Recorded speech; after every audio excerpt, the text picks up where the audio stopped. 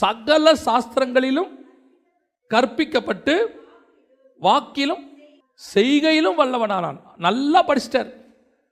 எகிப்தினுடைய சகல சாஸ்திரம்னா நம்ம சொல்லக்கூடியதான எல்லா காரியங்கள் படித்து முடிச்சுட்டு வாக்கிலும் நல்லா பேசுவார், செய்கையிலும்.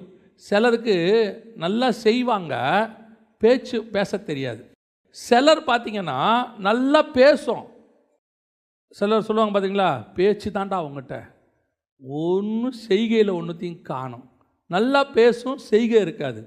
ஆனால் இவன் அப்படி இல்லை, நல்லாவும் படிச்சிருக்கான், நல்லாவும் பேசுவான், நல்லாவும் வேலையும் செய்வான், எல்லாத்துலேயும் தி பெஸ்ட்.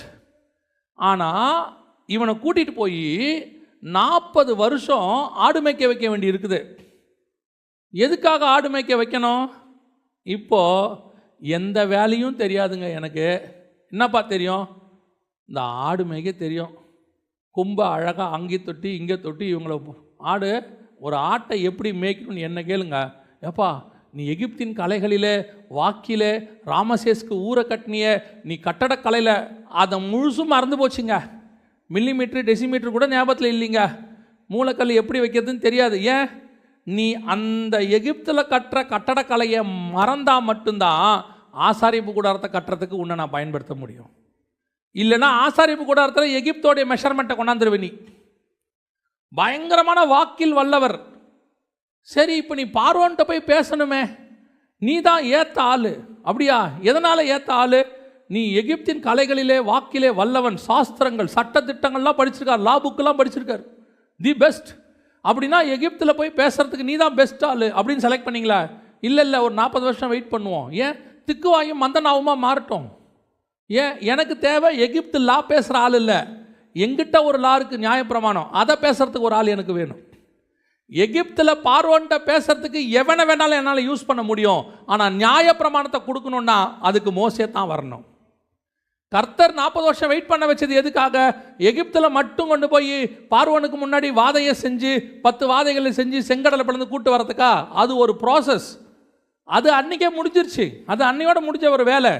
ஆனால் எதுக்கு தெரியுமா கூட்டு போனார்? உன்னை அடுத்த 2000 வருஷம் இஸ்ரவேல் ஜனங்களை காப்பாற்றுகிற நியாயப்பிரமாணத்தை உன் மூலம் கொண்டு வரணும். நீ நியாயப்பிரமாணத்தை படிக்கணும்னா எகிப்து பிரமாணத்தை மறக்கணும். நீ இஸ்ரவேல் ஜனங்களோட பேசணும்னா எகிப்தில் பேசினதை மறக்கணும்.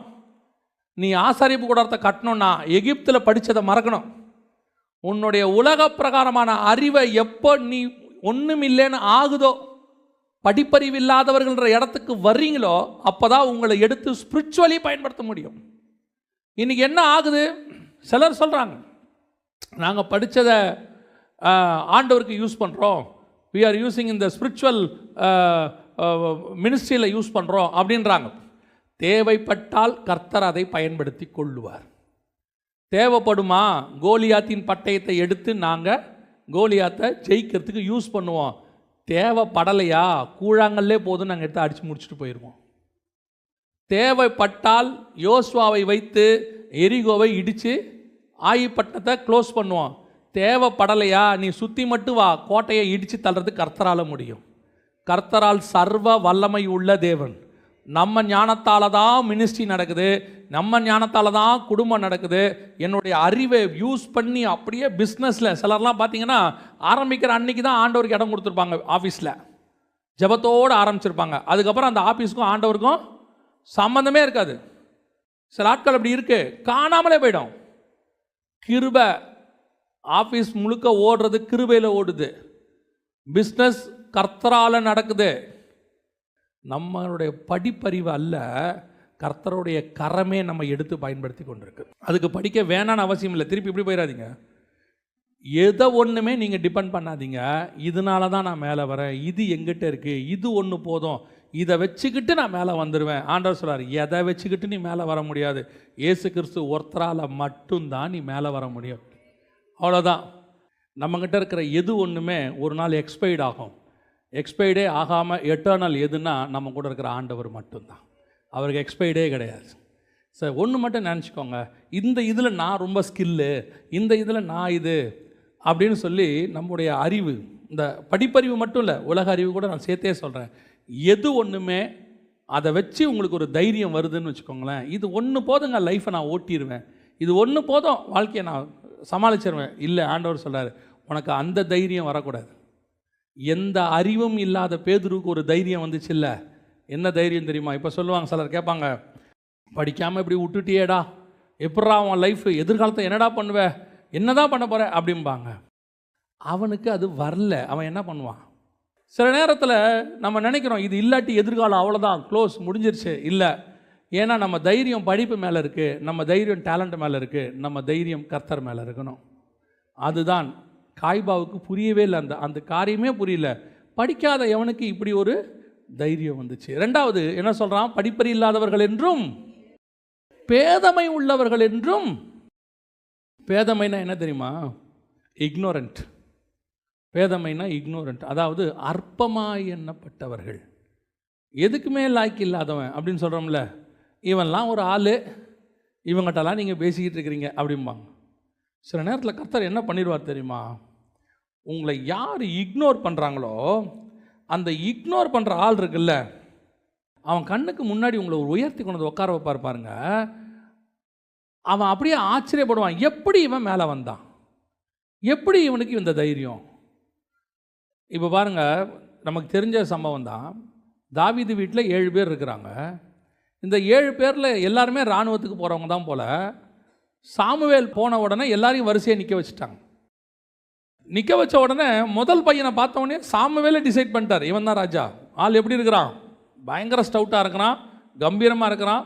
அதில் சொல்லுவார், இவன் தானாக்கும் அப்படிம்பார். கர்த்தரால் அபிஷேகம் பண்ணப்படுகிறவன் இவன் தானாக்கும் அப்படின்ட்டு அபிஷேகம் பண்ணவே போயிட்டார். இவ்வளோ முடிஞ்சிருச்சு, 7 பேர் இல்லை. இப்போ கர்த்தருடைய திட்டம் யார் மேலே இருக்குது? தாவீது மேலே இருக்குது. தாவீது எங்கே இருக்கிறான்? வனாந்தரத்தில் இருக்கான். நம்ம எல்லாருக்கும் தெரியும். ஆக்சுவலாக இந்த வசனத்தின்படி பார்த்தீங்கன்னா அவன் ஒரு இக்னோரண்ட், அற்பமாய் எண்ணப்பட்டவன். உனக்கு இவ்வளோ தானே பசங்க, இன்னொருத்தன் இருக்கிறாயா, அது எதுக்கும் லாய்க்கப்படாது. என்ன லாய்க்கப்படாது? இவங்கெல்லாம் யா சின்ன வயசுலேயே யுத்தத்துக்கு பழக்கிட்டாங்கய்யா, இவங்கெல்லாம் யா நல்லா படித்தாங்கய்யா, இராணுவத்தில் போய் ஒர்க் பண்ணுறாங்கய்யா, மிலிட்ரியில் இருக்கிறாங்கய்யா, இவங்க எல்லாம் ஓகே.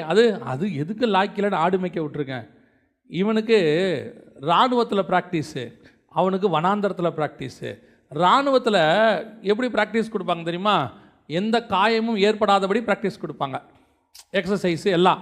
அவனுக்கு எப்படி தெரியுமா ப்ராக்டிஸு? சிங்கத்தோடையும் கரடியோடையும் ப்ராக்டிஸ். இவங்களுக்கு கொடுக்கறத விட கடினமான ப்ராக்டிஸ்.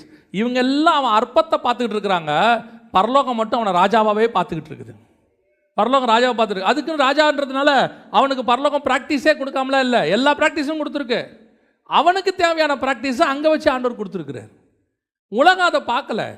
உலகம் நம்ம அற்பத்தனத்தை மட்டும் பார்க்குது, ஒன் சைடை மட்டும் பார்த்துட்டு உலகம் சொல்லுது, இவன்லாம் எப்படியா, இவெல்லாம் மேலே வருவானா, இவெல்லாம் திருந்துவானா, இவெல்லாம் வர முடியுமா, இவெல்லாம் மேலே வருவானா. நம்மளை வச்சுக்கிட்டு மேலே வந்த பிறகு நம்மகிட்டயே சொல்லுவாங்க, இவெல்லாம் மேலே வருவான்னு நான் எதிர்பார்க்கவே இல்லைன்னு நம்மளை வச்சுக்கிட்டே சொல்லுவாங்க. இவெல்லாம் இவ்வளோ தூரத்துக்கு வருவான்னு நான் எக்ஸ்பெக்ட் பண்ணவே இல்லை அப்படிம்பாங்க. அதுதான் உண்மை. உலகம் நம்மளை எக்ஸ்பெக்ட் பண்ணது எந்த அளவுக்கு தெரியுமா? ஆடு மேய்க்கிறதுக்கு லாய்க்கு, பாத்திரம் விளக்கிறதுக்கு லாய்க்கு, எங்கேயோ ஒரு வீட்டில் வேலை பார்க்குறதுக்கு லாய்க்கு. இதுக்கு மேலே அது எதுக்குமே லாய்க்கப்படாது அப்படின்னு நினைக்கிற ஆளைத்தான் அந்த சுற்றி இருக்கிற அத்தனை பேர்லையும் மேலே கொண்டு வந்து கர்த்தர் உட்கார வச்சுருவார். ஏன் தெரியுமா? இவங்க எல்லாரும் அழகாக இருக்கிற ராகேலை பார்த்துக்கிட்டே இருந்தாங்க. பரலோகம் அற்பமாய் எண்ணப்பட்ட லேயாலைத்தான் பார்த்து கொண்டு இருந்தது. எல்லாம் அவகிட்ட இருக்கிற குறைய மட்டும், கண்ணை மட்டும் பார்க்குறாங்க. ஆனால் அவளுக்கு ஒரு இருதயம் இருந்துச்சு பார்த்தீங்களா, அதை பரலோகம் பார்த்துச்சு. நான் லேயாலை பற்றி ரொம்ப யோசிப்பேன். அந்த அம்மா மாதிரி ஒரு லைஃப் உலகத்தில் யாருக்குமே வரக்கூடாது. திடீர்னு கூப்பிட்டு அப்பங்காரன் சொல்கிறான். அதே அப்பந்தான் தான் தங்கச்சிக்கு மாப்பிள்ளை பார்க்கும்போது, ரெபேக்காலுக்கு மாப்பிள்ளை பார்க்கும்போது அதே அப்பா தான் சொன்னார், பெண்ணின் வாய்பிறப்பை கேட்போம். இல்லை, அவர் சொல்கிறார், பெண்ணின் வாய்பிறப்பை கேட்போம், இஷ்டமானு கேட்போம், அதுக்கிட்டையும் ஒரு வார்த்தை கேட்டுக்கலாம். அதே அப்பா தான் இந்த அம்மாக்கிட்டையும் ஒரு வார்த்தை கேட்கணுமா இல்லையா? ஏம்மா உனக்கு இஷ்டமா? அவன் உன் தங்கச்சிக்காக தான் 7 வருஷம் வேலை செய்கிறான், இஷ்டமானா அந்த கேள்வியே கேட்கல, திருட்டளவாக அனுப்பி விடுறான். அப்போ லேயாளுடைய மனசு எப்படி இருந்திருக்கும் பாருங்க. அற்பமாய் எண்ணப்பட்டாள் என்று கர்த்தர் கண்டு அவளை கற்பம் தரிக்கும்படி செய்தார். நம்ம இக்னோரண்ட்னு எப்போ அந்த உலகம் சொல்லுதோ அப்போ தான் கர்த்தர் சொல்லுவார், யூ ஆர் செலக்டட். அப்படி ஆண்டவர் செஞ்சுருவார். கடைசியில் தாவீதோடைய இராணுவத்தில் தான் அண்ணங்கள்லாம் வேலை செய்யணும். கடைசியில் யோசேப்புக்கிட்ட தான் எல்லாரும் வந்து அரிசிக்கு நிற்கணும், கோதுமைக்கு நிற்கணும். அதை கர்த்தரே செய்வார். அற்பமாக எண்ணப்பட்டவர்கள். ஆனால் அற்பமாக எண்ணப்பட்ட உனக்கு ஒரு தைரியம் இருக்கணும். இவங்க என்னை அற்பமாக நினைக்கிட்டோம், ஆனால் என்னை அற்புதமாய் நினைக்கிற ஒருத்தர் இருக்கிறார். அவங்கள அழகாக செஞ்ச ஆண்டவர் தான் என்னை அற்பமாக செஞ்சார். ஏன் அற்பமாக செஞ்சார் தெரியுமா? இந்த அற்பத்தையே நான் எப்படி அதிசயமாய் மாத்திரேன் பாருன்றதுக்கு தான் கர்த்தர் உன்னை என்னையும் அற்பமாக செஞ்சார். ஏன் நீங்கள் பைபிளில் எடுத்து பாருங்களேன், இந்த ஜியோனாலஜி ஒன்று இருக்கும், 1ஆம் அதிகாரம் மத்தேயு எழுதின சுவிசேஷம் இருக்கும் பாருங்களேன். அதில் இருக்கிறவனுடைய வாழ்க்கை வரலாறுலாம் பாருங்கள், மேக்சிமம் சரியாக இருக்காது. இன்றைக்கி உலகம் எதெல்லாம் அருவருப்புங்குதோ, எவனெல்லாம் உலகம் தள்ளி வைக்குதோ, அப்படிப்பட்ட குடும்பத்திலேருந்து ஆண்டவர் ஆளை செலக்ட் பண்ணிக்கிட்டே வந்திருப்பார். நீங்கள் எடுத்துக்கொள்ளுங்க, ரூத்தோடைய ஹிஸ்ட்ரி எடுத்துக்கொள்ளுங்க. ரூத் எப்படிப்பட்ட ஒரு ஆள்? மோவாபிய ஸ்திரீ. தாமாருக்கு எப்படி பிள்ளை பிறந்துச்சு? ராகாப் எப்படிப்பட்டவங்க? எடுத்துக்கொள்ளுங்க, ஒவ்வொருத்தரையும் எடுத்துக்கொள்ளுங்க. இவங்க எல்லா பிரமாணத்தின்படியாகவும் இருக்கட்டும் சரி, உலக பிரகாரமாக இருக்க சரி, அற்பமாக எண்ணப்பட்டவர்கள். ஆனால் அந்த அற்பமாக எண்ணப்பட்டவர்களுடைய வாழ்க்கையில் தான் கர்த்தர் அற்புதங்களை செஞ்சுக்கிட்டே வருவார். ஆனால் இவங்களுக்கு ஒன்று தோணணும், இதெல்லாம் ஏன் ஆண்டவர் கொடுத்து வச்சிருக்கிறாரு? ஏன் லேயாள் அற்பமாக எண்ணப்பட்டாள்? ஏன் தாமார் இதுக்கப்புறம் வேணாம் அப்படின்னு யூதா ஒதுக்கி வச்சுட்டாரு? ஏன் ரூத்து இந்த ஒரு நிலைமைக்கு ஆளானாங்க? இந்த மாதிரி ஆட்களெல்லாம் எடுத்துக்கிட்டு எதுக்கு பைபிள் கொடுத்து வச்சிருக்கு தெரியுமா? இவங்களெல்லாம் பார்க்கும்போது உங்களுக்கு தெரியணும், இந்த மாதிரி சூழ்நிலைகள் வந்த என்னையும் கர்த்தர் உயர்த்துவதற்கு வல்லமை உள்ளவராக இருக்கிறார். கர்த்தர் என்னை ஒரு நாளும் கைவிடவே மாட்டார். எனக்கு ரொம்ப பிடிச்ச ஒரு ஆள் யாருன்னா இஸ்மவேல். ஏன்னா இஸ்மவேலை பிடிக்குமான்னு கேட்காதீங்க, இஸ்மவேலுக்கு நடந்த சம்பவம் பிடிக்கும். அவன் வியூவில் பாருங்கள், அவனுக்கு அன்றைக்கி ஒரு 15 வயசு 16 வயசு. அவன் வியூவில் 16 வயசு, அம்மாவோட அப்பா துரத்தி விட்டுட்டாரு. அவன் வியூவில் சொல்கிறேன், அப்பா நீதிமான், கர்த்தர் சொன்னாருன்னு செய்கிறார் ஆபிரகாம். அவன் வியூவில் என்ன, எங்கள் அம்மாவோட என்னை என்ன பண்ணி விட்டாங்க? துரத்தி விட்டாங்க. என் வாழ்க்கை என்ன? ஏன் எங்கள் அப்பா துரத்தினார்? அவர் இன்னொரு கல்யாணம் பண்ணிட்டார், இன்னொரு பையன் பிறந்துட்டார், அதனால் என்னை துரத்தி. இவன் பண்ண தப்பு எப்பவுமே நமக்கு தெரியாது. இவன் ஈசாக்கை வந்து பரியாசம் பண்ணது எப்பவுமே நம்ம சைடில் இருக்கிற குற்றம் நமக்கு தெரியவே தெரியாது. அடுத்தவன் குற்றவாளினே சொல்லிக்கிட்டு இருப்போம். அந்த வியூவில் நான் உங்களுக்கு சொல்கிறேன். ஈசாக்கை இவன் நினச்சிப்பான், இஸ்மவேல் எங்கள் அப்பா என்னை துரத்தி விட்டார், எங்கள் அம்மாவோட துரத்தி விட்டார், வனாந்தரத்துக்கு நாங்கள் ஓடி போயிட்டோம், வாழ வழி இல்லாமல் இருந்தோம், சாகிற நிலைமைக்கு போயிட்டோம். இன்றைக்கி நம்ம வாழ்க்கையில் அப்படி எத்தனையோ பேர் இருக்கிறாங்க. ட்ராக்கில் விழுந்து சாகிற நிலைமைக்கு போனவங்க இருக்காங்க, பிள்ளையை கையில் வச்சுக்கிட்டு. வாழ்க்கையை முடியாமல் வாழ முடியாமல், கணவன் கைவிடப்பட்டு, இல்லை கணவன் செத்து போய், கணவன் விரட்டி விட்டு இன்னொரு கல்யாணம் பண்ணிட்டு போயிட்டு, குடும்பத்தை எப்படி நடத்துறதுனே தெரியாமல் பேசாமல் இந்த பிள்ளையோட வாழ்கிறத விட சாகிறதே பெட்டர் அப்படின்னு நினச்சி எத்தனையோ தாய் சாகிற இடத்துக்கு போனவங்களாம் இருக்காங்க. அந்த இடத்துல கர்த்தர் அவனை சந்திக்கிறார் பாருங்க. அப்பா வேலை விரட்டப்பட்டவன், வாழ வழி தெரியாதவன், அடுத்த நிமிஷம் சாவு வாசலில் நிற்கிது. சூரிய செடிக்கு கீழே, ஒரு செடிக்கு கீழே இருக்குது. அந்த பெயர் சபா வனாந்தரத்தில் கர்த்தர் சொல்கிறாரு, பிள்ளையோடு கூட கர்த்தர் இருந்தார். அவன் வளரும்போது கர்த்தர் கூடவே இருந்து அவனை ஆசீர்வதித்து அவனையும் 12 பிரபுக்கள் கொண்டு வந்து, ஈசாக்குக்கு எப்படி 12 சந்ததி வந்துச்சோ அதே மாதிரி இஸ்மவேலுக்கும் 12 சந்ததியை கொடுத்து கர்த்தர் ஆசீர்வதிச்சிட்டார். அந்த தேவன் தான் உன்னோடும் என்னோடும் இருக்கிறார். அற்பமாக எண்ணப்பட்டவங்களுக்குள்ள ஒரு தைரியம் வரணும். இப்போ ஆண்டவர் சொல்கிறார், தைரியமாக இரு, எழுந்துச்சு நின்று பேசு, தைரியமாக பேசு. உன்னை என்ன சொல்லுவாங்க, நீ எல்லாம் ஒரு ஆளாடான்னு கேட்பான், நீ பேச. ஒரு நாள் நீ பேசுகிறத கேட்கறதுக்கு அண்ணாவும் காய்பாவும் உட்கார்ந்துருப்பார்கள். ஒரு நாள் நீ பேசுவதை கேட்கறதுக்கு பெரிய பெரிய ஆட்களை கொண்டு வந்து கர்த்தர் உட்கார வச்சிருப்பார். அதான் கர்த்தர் செய்வது. பைபிளில் எத்தனையோ சாட்சிகள் இருக்குது. இந்த மாதிரி தள்ளப்பட்டவங்க வேணாம். பேதுருவே இயேசுவை பார்த்து அதே வார்த்தை தான் சொல்லுவார். அதே 4ஆம் அதிகாரத்தில் 11வது வசனத்தில் சொல்கிறார் பாருங்களேன், வீடு கட்டுவர்களாகிய உங்களால் அற்பமாய் எண்ணப்பட்ட அவரே மூளைக்கு தலைக்கல்லானார். அற்பமாய் எண்ணப்பட்ட அவர். சர்வ வல்லமையுள்ள தேவனை இஸ்ரவேல் ஜனங்க எப்படி நினைச்சாங்களா? அற்பமா. என்ன அற்பமா? பெரிய அற்புத அடையாளம் செய்கிறாரு, தேவனுடைய குமாரன் சொன்னார், அட்ரா பார்ப்போம், அடித்தாங்க. துப்புனா பார்ப்போம், துப்புனாங்க. தாடி மயிரை பிடிச்சி இழுத்தாங்க, சங்கிலியில் அட்ரா அடித்தாங்க. என்ன ஒன்றும் ரியாக்ஷனே இல்லை. அப்போ தூக்கி சிலுவையில் தொங்க விட்டாச்சு. அவர்களை பொறுத்த வரைக்கும் அற்பமான ஒரு மனுஷன் அவர். ஆனால் ஒரு நாள் வந்தது, அவரை கர்த்தர் மூளைக்கு தலைக்கல்லாய் மாற்றினார். அந்த தேவன்தான் இன்னும் நம்மோடு கூட இருக்கிறார். வீடுகளில் அற்பமாய் எண்ணப்பட்டோம், சகோதரர்களால் அற்பமாய் எண்ணப்பட்டோம், நம்ம சொந்தக்காரங்க மத்தியில் அற்பமாய் எண்ணப்பட்டோம். அற்பமாய் எண்ணப்பட்டவர்களை கர்த்தர் மூளைக்கு தலைக்கல்லாய் மாற்றுவார். தேவனால் கூடாத காரியம் ஒன்றும் இல்லை. மறக்கப்பட்ட உன்னை ராஜாவாக கொண்டு வந்து உட்கார வைப்பார். குழியிலே போடப்பட்ட உன்னை சகோதரர்களுக்கு ஆசீர்வாதமாய் கர்த்தர் மாற்றி உட்கார வைப்பார். நாம் என்னைக்கு அற்பமாக நினைக்கப்படுறோமோ அன்னைக்கு தான் கர்த்தர் நினைத்தருளுவார். அற்பமாக எண்ணப்பட்ட லேயாளை கர்த்தர் நினைத்தருளினார். அதுதான் உண்மை.